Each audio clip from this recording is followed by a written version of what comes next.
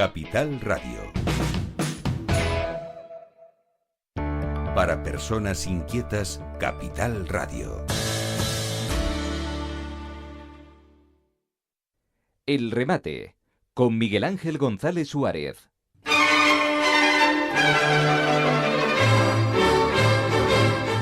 Bueno, ya saben, para aquellos que nos estén sintonizando en estos momentos en la frecuencia modulada, que estamos en todo el archipiélago canario a través de la FM.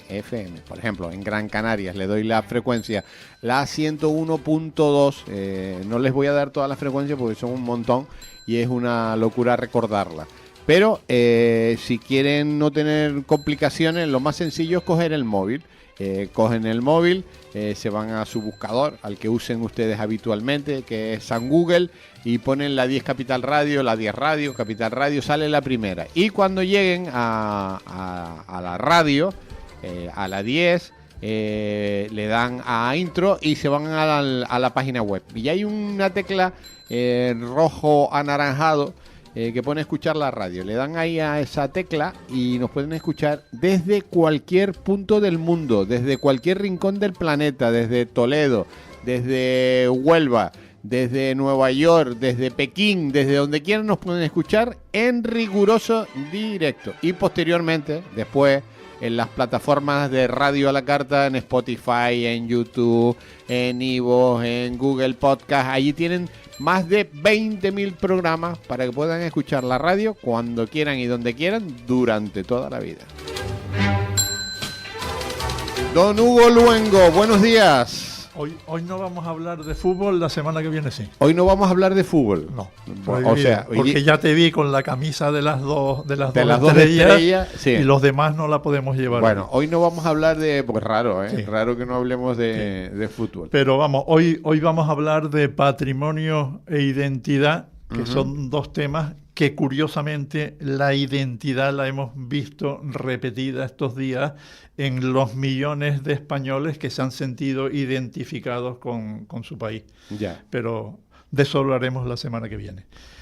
Y empezaba el tema de patrimonio con un tema que me parece esencial, que es que cada verano la Fundación Tocqueville es el padre, digamos, el que escribió La democracia en América, en Estados Unidos en su año, y ahí hizo una identificación de lo que son las democracias liberales que yo creo que debemos repasar, las 5 bases que él cita para entender lo que significa. En primer lugar, señalaba como los 5 conflictos básicos a atender la tiranía de la mayoría. Lo que no puede ser es que digamos que atendiendo los principios de la mayoría no equilibres los principios de la minoría. Ahí está uno de los conflictos. El segundo conflicto igualmente importante es el individualismo, donde el ciudadano se cree que no está obligado a cumplir ninguna obligación ligada al bien común. Y luego lo veremos en un caso concreto.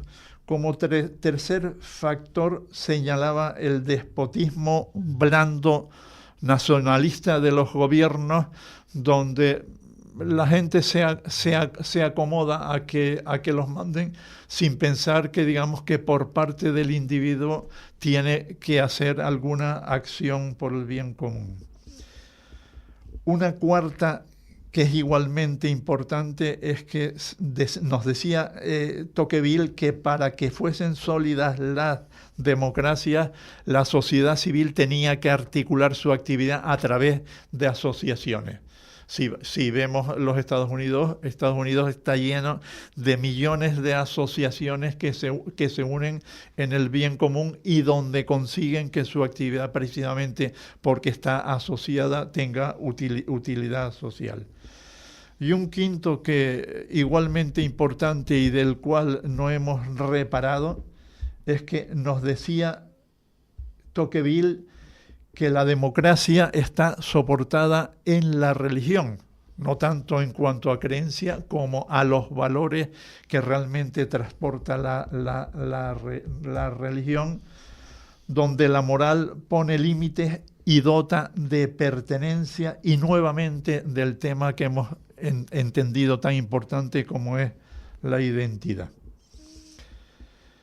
Y todos esos temas, digamos, si los trasladamos hoy a la realidad de la Unión Europea, pues nos encontramos con una Unión Europea que está realmente desprovista digamos, o metida en los 5 conflictos de las democracias liberales que ya en 1840 nos decía Tocqueville. Y ahí vemos un tema que lo acabamos de señalar ahora, es que en la base cultural de la fundación de la Unión Europea se negó la posibilidad de incluir la religión cristiana como base moral fundacional de la religión. No sé si recuerdas tú los conflictos de aquella época, donde hubieron un montón de gente negada a asumir los valores de la religión cristiana como base fundacional del Tratado de la Unión. Y bueno, en esa situación nos encontramos en este momento en media Europa con auténticas taifas islámicas donde es imposible, digamos, integrar por muchas generaciones que pasen a un montón de grupos, digamos, islamistas que no son integrables. Y volvemos aquí otra vez en Europa a encontrarnos con el conflicto del punto 2 que señalamos de Tocqueville, que es el individualismo. Uh-huh. En Europa ha llegado un momento donde la gente cada vez pide más derechos, no se ven obligados a tener ningún deber, ni tienen tampoco participación ciudadana o política activa. Están en su casa viendo la televisión y que me den. Y bueno, y así realmente mantener una democracia es complicado. Y damos ahora, porque el tema de fondo que estaba analizando en este artículo, y después descenderemos en detalle, es el famoso monumento a la paz, el monumento a Franco, donde nos encontramos con 2 anticonstitucionales leyes, la de memoria histórica del 2007 de Zapatero y la de memoria democrática del 2022 de Sánchez, que ambas se hicieron claramente contra la ley de amnistía del 77, que es el soporte conceptual de la Constitución del 78. Esto solo ha sido posible porque precisamente la función que tiene el Tribunal Constitucional de haber parado esas 2 leyes, pues ha sido imposible, digamos, gestionarlo por Cándido, como lo llama algún conocido radiófono, golpe pumpido. Imposible. En esas circunstancias han ido para adelante dos leyes anticonstitucionales que han ido sistemáticamente corroyendo la Constitución. Y ahí hay un tema, digamos, importante, porque en esta segunda ley el gobierno permitió incorporar las enmiendas, fíjense ustedes, de Bildu y ETA, que es de aquí, que llevó el límite, digamos, del franquismo hasta el 31 de diciembre del año 83, con lo que consiguió, digamos, introducir en esa ecuación a los crímenes del GAL, que no era otra cosa que el mecanismo mediante el cual Sánchez se vengaba de la socialdemocracia de Felipe González. Ahí quedaba la socialdemocracia de Felipe González expuesta a las investigaciones del blanqueo de los GAL. Y bueno, esa misma base ha permitido, por ejemplo, incluir la violencia policial de los cuerpos de seguridad del Estado, Policía Nacional y Guardia Civil esencialmente, y con ello ha sido la base teórica con la cual han venido expulsando a la Policía Nacional y a la Guardia Civil de Cataluña y del País Vasco. No voy a citar aquí los vergonzantes pactos del Tinel y del Lizarra, porque forman parte del mismo cuadro donde sistemáticamente hemos venido degradando la Constitución del 78, que está en una situación complicada. Y luego, descendiendo al ámbito interno, en la misma línea, digamos, de pseudo revisión, mismo de la transición, el dictamen que hace la Universidad de La Laguna respecto del monumento de Ábalos, monumento a la paz, monumento a la reconciliación, no puede ser más desafortunado, porque precisamente se nutre de todos estos factores. El análisis de la Universidad de La Laguna apela a opiniones reconocidas, como la de Simone Weil, de origen judío, o de Maurice Olbrach, y mientras asumen que sus principios son viables, principios que permitían la resignificación de cualquier monumento, como así es posible con el monumento a la paz, al final el dictamen da un salto en el aire y cae de pie, negando la posibilidad de que el monumento a la paz, el ángel de la paz, pueda ser resignificado. Pero Hugo, yo siempre cuento aquí una experiencia mía. En 2 ocasiones he visitado 2 campos de concentración. Uno en Viena, en Mauthausen, además, que fue muy importante. Bueno, viejos campos de en Mauthausen, importante de concentración y exterminio. Y de exterminio. Bueno, ahí está Mauthausen, muy cerquita de Viena, además muy conocido por los españoles, porque hubo muchos españoles en ese campo de concentración. Y después, bueno, el más importante, que es Auschwitz, que está allí en Cracovia, en Polonia. Los campos de concentración están perfectos. Por supuesto, vas allí y se te ponen los pelos de punta, pero están perfectos para ir a verlo y para saber que eso no hay que hacerlo más. O sea, a nadie se le ha ocurrido decir, mira, vamos a tirar abajo los campos de concentración estos porque son odiosos para la situación actual. Entonces, hombre, en el tema, son ejemplos para no volver a hacerlo, ¿no? Para no volver a hacerlo. Y otro problema que subyace en todas estas circunstancias es que se tiende a reescribir la historia falseándola. Ya. Y el caso, digamos, del tema de la Segunda República es terrorífico. El dictamen de la Universidad de La Laguna blanquea la Segunda República, cuando la Segunda República estaba muerta, digamos, con 2 aspectos que normalmente tendemos a ignorar. Uh-huh. La propia redacción de la Constitución del año 31, decía uno de sus redactores, Jiménez de Azúa, que murió como presidente de la República en el exilio en Buenos Aires, que era una constitución de izquierda. Dejaba, como ha dejado el pacto del Tinel, sin posibilidad a que la derecha pudiese gobernar.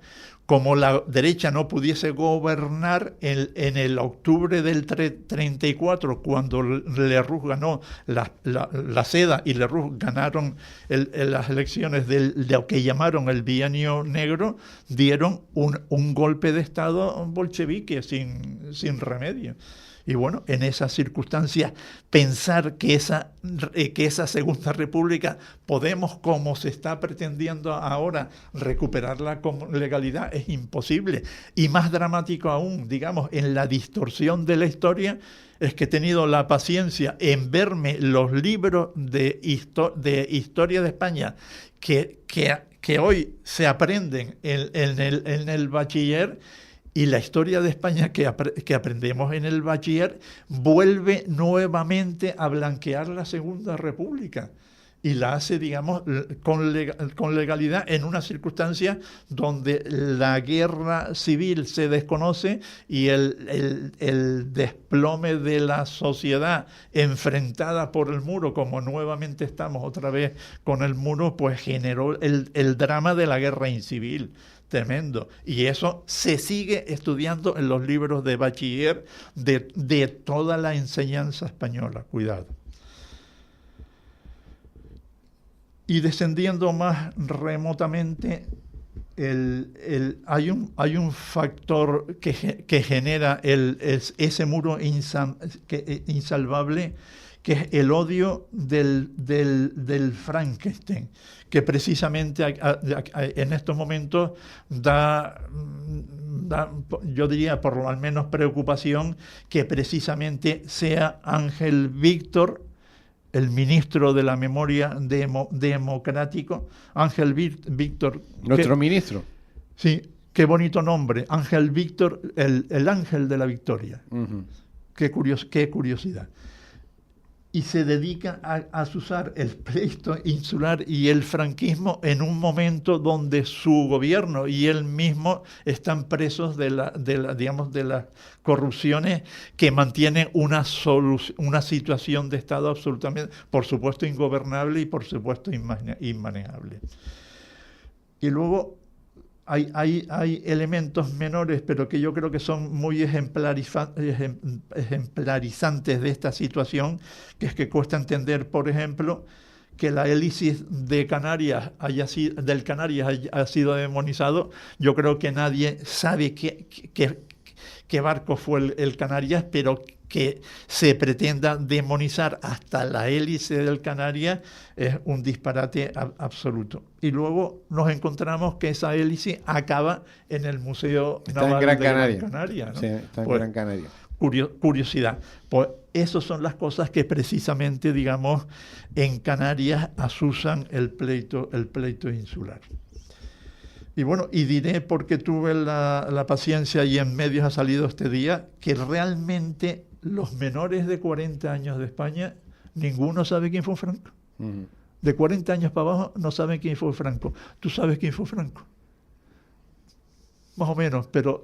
Está preguntando a... Sí, al que nos está grabando, que obviamente tiene menos de 40 años. Mis hijos, que ya tienen 30 y pico años, no saben quién fue Franco y por supuesto desconocen el significado de la historia, entre otras cosas porque realmente esa historia ni se ha explicado ni se explica, como muchas otras cosas más. Y bueno, después de eso, digamos, más allá de que el monumento a la paz... ¿Tú qué opinas como arquitecto que eres, Hugo, de ese monumento? A mí me parece que, digamos, que la pieza del monumento a la paz, que no es solo el ángel, uh-huh, tiene el soporte de la fuente y el trasfondo, donde están recogidos los 9 partidos judiciales que hicieron en su tiempo la iniciativa. Hay que decir que ese monumento lo pagó la ciudadanía. 80.000 ciudadanos de aquella época, o sea que es con lo que hoy llamaríamos un crowdfunding, sí, digamos, financiaron la operación. Yo estuve con 8 años en la inauguración del monumento, que estuvimos 4 horas de pie al sol inclemente y casi me caigo. Pero bueno, yo creo que independientemente de ese asunto, en este momento yo creo que por lo menos para mí no es siquiera el que pueda el monumento a Franco, el monumento a la paz, ser un símbolo de paz y de reconciliación, que lo es, sino que es un símbolo de identidad de la ciudad. Eso está claro. Es como la camiseta roja. Hasta hace 2 días nadie se la ponía porque nos lo daba complejo, y hoy te vi en los medios ya con tu camiseta de 2 estrellas. Claro. Y en general todos hemos salido así. Yo, que no soy futbolero, he estado apasionado viendo el Mundial, no solo el español, porque me parece que es un evento que trasciende lo que es los propios países y que expresa la unión, la comunión de todas las naciones en un juego donde obviamente deberíamos de evitar los ridículos que hicieron los argentinos cuando perdieron con toda justicia el Mundial. Que he de decirte, por cierto, que todos los argentinos, que hay muchos que conozco de aquí, están encantados que España haya ganado, porque jugó, por supuesto, mejor que Argentina. Bueno, nos quedan 2 minutos, Hugo. Pues en los 2 minutos, lo que lo que señalo es que tenemos una ley de patrimonio del 2019 que permite el reconocimiento como BIC o como catálogo municipal, lo que es el monumento a la paz, el ángel caído, y que aquí sugiero su incorporación, porque ya de facto lo está en el circuito de la Expo Internacional de Escultura en la Calle 73-74, que fue en su momento un verdadero propuesta por parte de Canarias, cuyo modelo después, digamos, de escultura en la calle se exportó a toda España. Uh-huh. Bueno, pues dicho está.